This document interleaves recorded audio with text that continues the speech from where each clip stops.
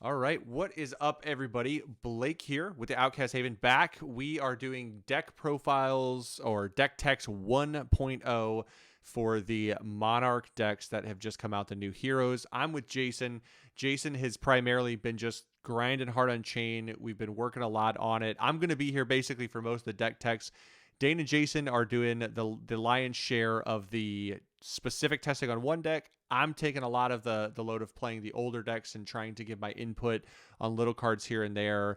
And we're just trying to emphasize everyone's strengths and what they do well. And Jason is definitely somebody who loves to just play one deck and just play it and play it and play it. And Chane was the deck that I know you've said, like, since the beginning, this was the deck you're going to play. So since before we even had all the cards, you were testing Chane on our live streams and in different testing sessions. So tell us a little bit, just like a quick overview of what you're trying to accomplish with Chane and your like approach to building this deck.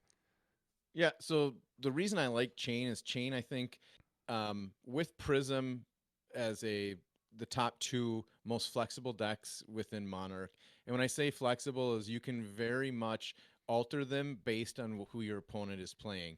If I'm playing Prism, I might run 70, 72 cards versus a Dorinthia or Dash. You need to drop down to your 60 and go more blood debt heavy. And you're not shackled to just playing those blood debts every single turn with this deck. You can figure that out based on your opponent. So sequencing is very important on this deck, and the fact that it can be altered to your opponent is why I love this deck in a nutshell. Yeah, I think you're automatically like kind of led to see how the deck is unique in the fact that we start right away and you decided to put both Dread Scythe and Galaxy Black in, which is interesting just because I think some people would lean one or the other for just the numbers in the deck, because the deck can have a lot of options. Why did you choose to go with both? Just for testing reasons, and be honest, Galaxy Black is almost 99% of the time, I think, going to be in there just for the fact that playing the blood debt's easier. So you're paying 1 for a 3+ maybe 1 versus a 3+1, but costing 3 resources. Dread Scythe may be my first cut. I don't know yet. We're just, as you say, this is 1.0. Galaxy Black is currently winning that fight. Yeah, it's been interesting so far in testing because most of the Majestic weapons have been in a lot of matchups have been kind of underwhelming, and the commons, the token weapons have been really good. I think Galaxy Black is awesome because on a turn where you don't even have a lot to do, like it's important for people to know that Galaxy Black is triggered off of the Soul Shackle, because the Soul Shackle, when you create it with Chane's effect, just says the next attack, Shadow or Runeblade attack. It doesn't specify that it has to be an attack card other than it. So the weapon triggers an attack. So it gets go again if you just do this, create the Soul Shackle. So like just leading off sometimes with like, here's a 1 attack, are you going to block it or take 2, is actually a really interesting balance for people. What I'll tell you where it really comes in handy is when you play a Shadow Puppetry, your opponent throws out like an Arclight Sentinel that you have to go into with Prism. Then you can Soul Shackle into your Galaxy Black and then still go again on your next card. Yep. I think one of the things that is interesting that we found in testing was Grasp of the Arcanine at first felt like it was in there specifically for the 2 block, but I actually think it's a great energy sink or resource sink or mana sink. I know mana sink is like mana is like a dirty word this game, but I like Grasp of the Arcanine a lot. I use it a lot early game when I have a blue and maybe I just want to do something that costs 1. It's an amazing sink of your resources where you can just drop 2 on it, make a rune chant, and just kind of throw a rune chant before an attack is a really good way to use that ability when you're kind of building, because Chane is definitely a deck that wants to build as it goes. So early game, it's a great way to use your resources and not let stuff just kind of die and float off into the ether. And the reason it's really good is because that 1 Arcane is usually going to get a card. And the reason that 1 Arcade is going to get a card is because people are going to be afraid about Rip Through Reality, and you're not going to want to give a free go again without having to do a Soul Shackle or without Shadow Puppetry. So you're basically stealing a card with that with that one rune chant. Yeah, throwing the rune chain as soon as you hit Rip from Reality off of one of your soul shackles, it immediately makes that rune chant. It forces them to block it or give you a free go again, which is insane. Time skippers is interesting because I know at first I started with Snapdragons. I think a lot of people thought Snapdragons were going to be good, but we've been testing the Prism matchup and we believe that Prism is definitely going to be a widely played deck. So explain why Time Skippers is better than Snapdragons in terms of that interaction. Just with the whole phantasmal aspect, and then attacking these auras and not getting go again. So Mm-hmm. Chane is very go again dependent, but when you're breaking that combat chain immediately, you do not get go again Mm-hmm. because the attack never resolves. Yep. So when you see that, you're pitching that blue, especially when you're getting further in the game and you got soul shackles. Um, you're gonna get cards to play out of your blood debt, out of your banish zone. So you time skipper, you can pop one or two auras, whatever you need to do, so that you're still putting pressure on your opponent, getting their cards, and getting rid of the auras. Because as we learned in early testing, auras are bad if they're left Yeah. unattended. Yeah, you They're cannot just leave gonna the auras sitting around. You can't do it. So let's move into the deck. So the first thing that I think will stick out probably to some people is the fact that you've got a couple tried and trues in Command and Conquer and in Light and Strike. What's the reasoning behind using those cards? Like they're not blood debt, right? So that's I think to some people they think that chain has to be basically all blood debt. I don't think that's true. I think you want to have a lot of blood debt because you want value off your soul shackles. But if you get too much blood debt, it can actually really negatively impact you. And Enlightened Strike and Command and Conquer really give you some options to do different things with the deck, right? Yep. So I think the aura build is what initially made me put those in there, is the fact that you had to do more than these two and threes. You had to put more pressure on Prism, because she can block a lot and make a lot of spectral shields to block your wide turns, and then eventually you could deck yourself out or take too much blood debt. What Command and Conquer and Light and Strike do is, one, Shadow Puppetry. The fact that it gives go again, it doesn't have to be a Shadow or a Runeblade card. You can Light and Strike for 8 and follow it up with a Command and Conquer.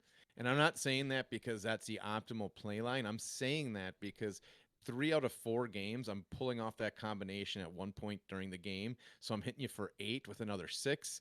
So I'm 14 damage, and I'm getting your arsenal unless you're giving cards. Mm-hmm. And if you give Chane momentum, it's over. And a lot of Yep. times I'll make a soul shackle before I throw that command and conquer, especially because I know they're gonna have to block it. So it's, even though I'm not gonna give that command and conquer go again, I know I'm gonna have a card advantage going to the next turn. And if I haven't made a soul shackle, I'm gonna hit it there. And Mm-hmm. then that plays right into Fate Foreseen, which I'm just gonna jump right over to that. That card was put in there over Rise Above because I would rather see what's on top than lose a card in hand. Mm-hmm. Yes, I could have put a blood debt on top, which is great, but on those big pressure turns, even if it's a red, if it's a yellow, you sometimes need those extra one or two resources. So Yep. that's why Fate Scene came in over Rise Above or replaced it. Yeah, and I think that's where this is like the tiny tech choices that we're learning need to come in from old decks. We started off with a very heavy Monarch build, and we've slowly been kind of working some of these old pieces in. We tested Rise Above because putting the blood debt up there feels great, except you're going -2 in hand, so you might not even have the resources to play the other card or two that you hit, and you could end up taking damage to it. Whereas with Fate Foreseen, you can see if it's a blood debt. If it's not, you can bottom it. Or if you want that card to get burned, you can just burn that card off a soul. If you have one soul shackle and you see a card and you think I can't play blood debts this turn because I'm going to need to block, you can opt to get rid of a blood debt card so you don't hit another blood debt card, and you can try to bury it and get rid of it, which I think is actually ends up being really helpful. And it being free means it just costs you the one card in the worst case that you can arsenal it or something to have defense against dominates and stuff. And then I just to hit Bonding Demigods, I think is just an auto ad. We're just gonna Yep. brush over that. But Consuming Aftermath, I have that as a 2 just for block against Prism. I'm not Mm-hmm. trying to play that card at a 3 cost. This average cost of this deck is 0.75, and my average pitch value is 1.93. So I'm not trying to play that. That is a Prism Tech card for block that can also be useful late game if it hits right. Yep, if you find it. Uh, then I think we kind of run into quite a few of the chunk of cards that are like the blood debt dependent cards, the cards that you need. You want Rip Through Reality because it's so good at threatening. If it sits in your banish zone and your opponent sees it, it forces them to block Rune Chance. It forces them to do things out of the ordinary because they don't want to give you free go again. Riftbind is really good, but I think the red is the best of it. Like running the blues and the yellows feels bad because even with the buff, you're never going to get high enough typically to demand more than one card. The red Right. lets you demand an extra card because you can get it to 4 pretty easy. Seeds is just one of the best cards for this deck to come out of the set. Like it's just completely insane. A free card, it triggers so much. And just those little pockets of ones. Pitch them early. Yeah, pitch the seeds early. That's definitely, I think, something that people will get, enamored with trying to play them immediately too. And that's something that I think is important, is that sometimes leaving a seed there for an extra turn is okay. Taking 1 or 2 blood debt here and there is okay if you're setting something big up, especially later, like mid to late game, when you can have like a really big tempo stealing turn. It's so massive. And then we get to Jason's favorite card in the set, Shadow Puppetry, which I think the biggest moment in our lives might have been when we realized that it said the next attack action card. Did they forget to print shadow? Like, did they forget to put that word on there? Like, what happened? Immediately my brain goes, Enlighten Strike. I'm going to bottom a 1-pitch card that's going to go back in my deck, and I'm going to swing for 8 with go again. This is unbelievable. Yep. Yeah. And then, if it hits, look at the top card of your deck and you can banish it. So you could get another card out of it. Right. You could essentially get a third attack if it plays out correctly, or Toma Torm. There's just, it's endless what could happen there. Yeah. It's so good. So Sonata Arcanix is at a 2 of. That's a card that I know we've been that card we're kind of waning back and forth. We've tested it. We like it. We don't like it. What are your thoughts on that card? If you get that card, say with a bunch of blue cards in hand, and you're not going to put a high pressure on, you could pitch 6 to it and look at your top 6 cards and maybe hit 3 good ones. And if they're the right cards, attacks, you can banish them and get attacks out. So you can't. The first couple times I played it, I was pitching too much. You have to have a delicate balance of how much you pitch so that you can get value. And if you do hit good mix of non-attack and attack cards, that you can actually play the attack ones that you banish that have blood debt. So it's, I don't know where I'm at in that card. We'll just keep testing it. I pulled it out completely and I put it back in as a 2 of, which I think is fine, because there has been some situations where I'm like, okay, this card will help me set up the turn or turn this blue hand into something really good. So yeah, and it does say like you deal arcane damage equal to the number of cards. So like it does have the potential. Most people playing into Runeblade know that it's 1, right? It's like pockets of 1 where it's just 1/1/1. So this is a potential, like, just kind of spray 2 or 3 of them and they can't block a couple of it, which is you really hit a strong. rip through and if you hit your Rip Through Reality, now suddenly you went from a average turn to a almost a blowout turn. Yeah. So it can definitely make things happen. Yeah, it can make things happen, but I think it'll take more testing to figure out exactly where that card lies in volume and use. Soul Reaping is absolutely bananas. That card is insane. Like, absolutely insane. The fact that I think initially, like when you read it, you think you have to banish cards to pay the cost, like equal to the 6, versus it just says you can banish cards from your hand rather than pay its cost. So that's 1 or 4, any of them. And then you get a resource. And then you get resources for each card with blood debt banished this way. And if you're playing a light one, so if you're playing like Bolton, it's really good because usually they have cards in their soul and can't get rid of them all. Whereas Prism usually only have 1, and she'll drop it real quick to not give it go again. So yeah, that's an amazing card. Easy. Too bad you can't have 3. Yeah, the fact that it's a 6/2 is huge because it's like a card that makes sense in the deck. It's good in the deck, and it counteracts some of Prism's pressure, which is so good. Tome of Torment is a card that I think early on felt it felt like a card that you really wanted all the time, but then you realize like it doesn't have go again. It's just a draw one, so it kind of replaces itself. So it feels good at times, and it's probably the card that sits there sometimes the most because it's a card you can just kind of use and draw a card with Blood Debt. So it's a useful card in the banish. Good if you got a time snap up and ready to pop. Yep. That it's if it's in the banish zone, you're going to get a free card out of it to play the rest of your cards. In hand, it's you just got to pitch it, and you got to get in your blood into your banish zone. You don't ever want to play that out of hand. It just doesn't do any good. Yeah, it just cycles a card basically, which isn't anything. Lunartide Plunderer is again a card that I think is better into Prism than into a lot of stuff. It obviously has the benefit into like Bolton where you could potentially banish a card from their soul, which never hurts because it can mess up their turns. But it's a 6, it's a yellow, it's a good pitch value. Expensive. You know, yeah, but it's expensive at 3, and you're generally if I have the resources to play Lunartide Plunder, I'm definitely soul shackling on that one because I want to go again on a 6 swing. Yeah, you want to get more damage through. One of the cards that I think is beyond crazy in this deck is Art of War, because So good. yeah, the ability to effectively like pitch one to play Art of War, banish a card with Blood Debt that you can play that turn still, and then draw 2 more cards. So you basically just stock your hand back up, and you give it go again. Yeah, and you can give your first one go again. So yeah. It's absolutely disgusting. The card is amazing. And back to equipment, if you're running your Fendel, your Tunic, yeah, it just turns it into your gaining cards because you don't even have to pitch for it. And even when you do have to pitch for Art of War, because this deck runs a lot of 0 and 1s in it for attacks, you have those 2 resources. You pitch a blue to play it, so you're not losing a card technically. Yep. You're just grabbing more. It's just super, super good. Yeah, I think that's a really good card that is going to see more play now in a lot more decks than before. Before it felt like it was just exclusively a ninja card, and now I think you're going to see a lot more, especially like with Chane and Levi, you're going to see it used a lot more. Another older card that made its way into this deck is Madrian Skies.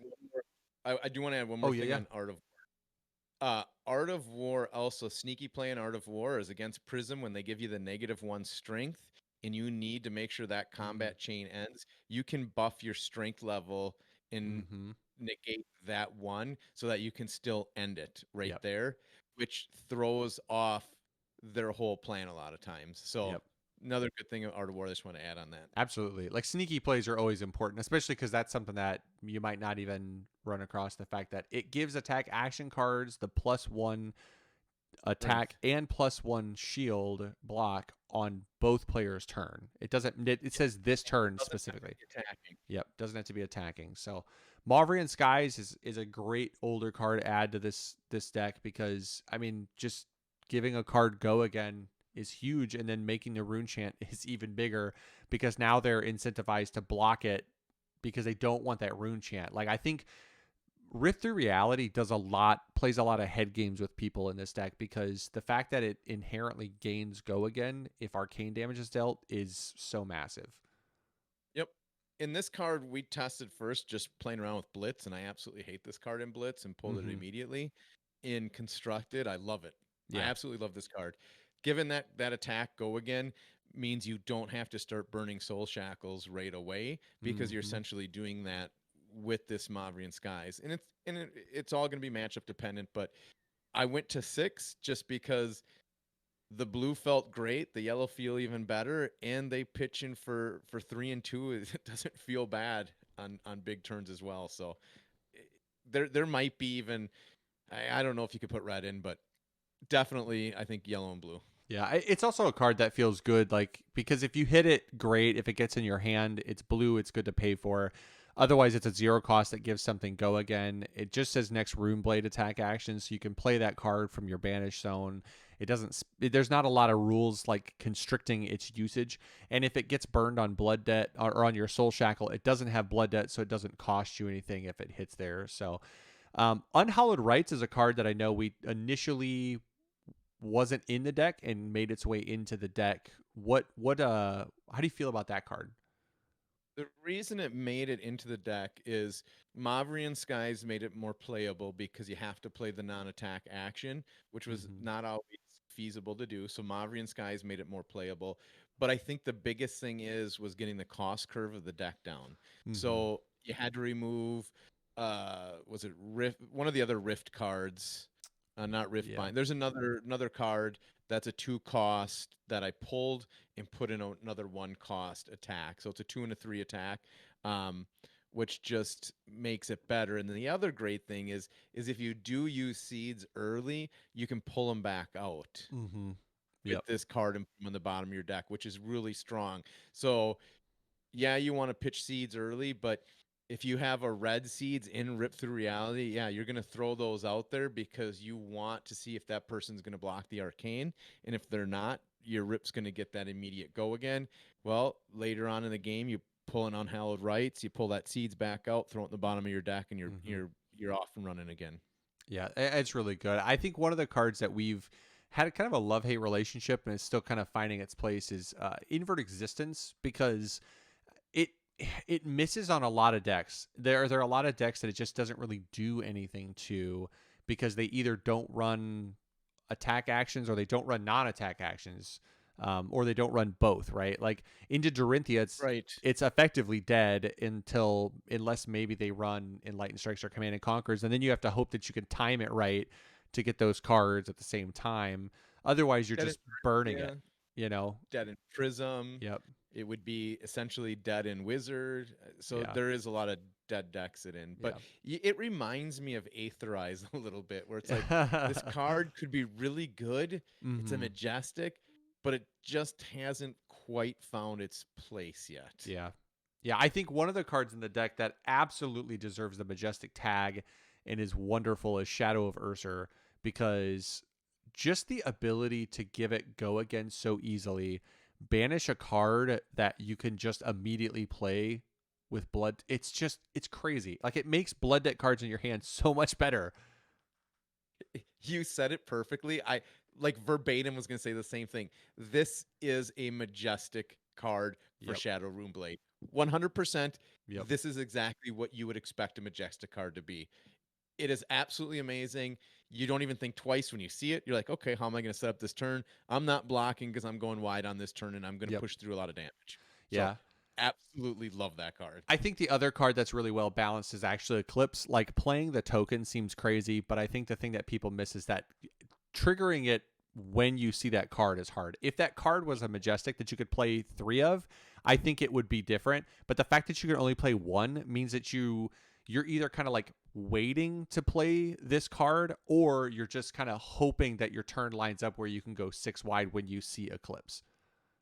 Tried doing it. I think in all the testing, I've pulled off Eclipse twice so far. Yep. In one of them, I actually arsenaled Eclipse Mm-hmm. so that I could play it off, which is absolutely not what you want to be doing and putting in your arsenal, because you have a dead card there until you can set up a huge Yep. go wide blood debt turn. So, but I just wanted to play it out and see what it is. Mm-hmm. And my token lasted 1 turn. I got 1 swing in with it, and it was dead the next turn. Yeah. Yeah. So Most decks can it deal with the token pretty it's 1 for fast. 6. Yeah. Yeah.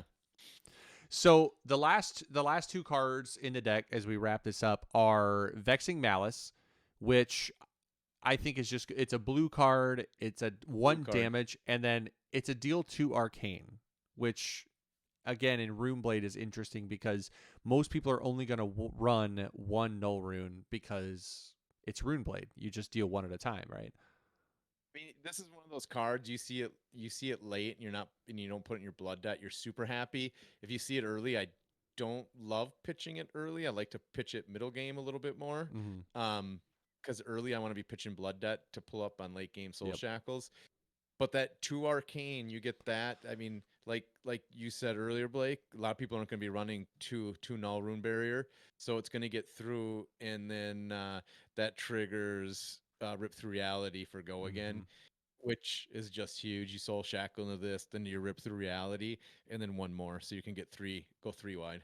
Yeah, and then the last card I think is, we've kind of talked about this, but this is the card that I think we are expecting to see it's the card that's going to see more play than it has ever seen before, because a lot of people like Time Snap for little things, but I think Prism is going to demand that more people put Time Snap into their decks to be able to deal with the problematic auras, because hopefully what people know, if you don't know, the auras have spectra, which basically says if you attack it, immediately the combat chain closes and the attack doesn't resolve, meaning that an attack needs to resolve in order for Go Again to be triggered.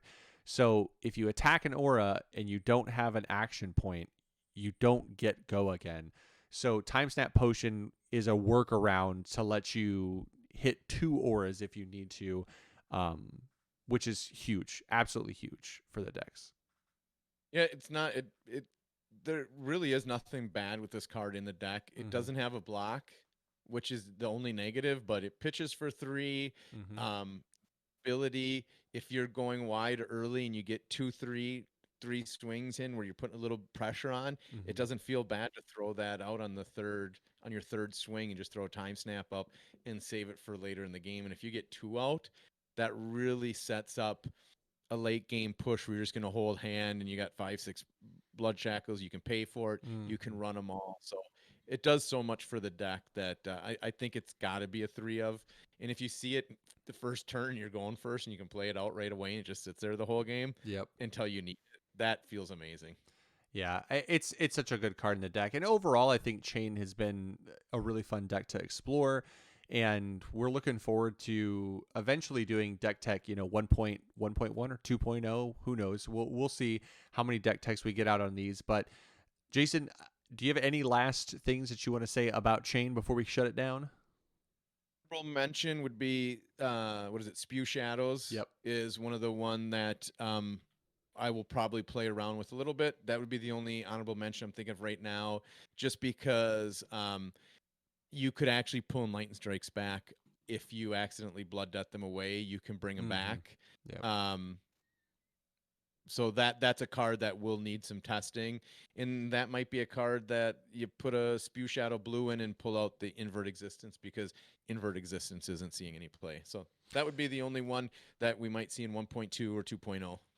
Yeah, so whatever we call the next one. Yeah, whatever we call it. I suppose it depends on how many iterations we see between now and then. So Yes. we're going to continue to test them. If you guys have any suggestions, we'd love to hear them. Leave them in the comments. We're always open to other people's, what you've learned in your testing. If you've been playing with your friends and you think, man, this card is a card that nobody's playing and I don't see it, throw it in the comments. We'll happily test it. If we hit it, we're also more than happy to give you a little shout out. We'll throw it up on the live stream and be like, hey, so-and-so told us this. So you don't have to do it for the shout out, but we will shout you out. We'll make sure you get your credit where credit is due. So thank you guys for hanging out. If you haven't already, like and subscribe. If you have, thank you. We appreciate it. We're going to continue coming out with these. After this one, we plan on doing Prism as the next one, and we are working on Levia. We're working on Bolton, trying to find builds that we're happy with, and we'll continue to bring it to you guys. So thank you for hanging out, and we will see you next time.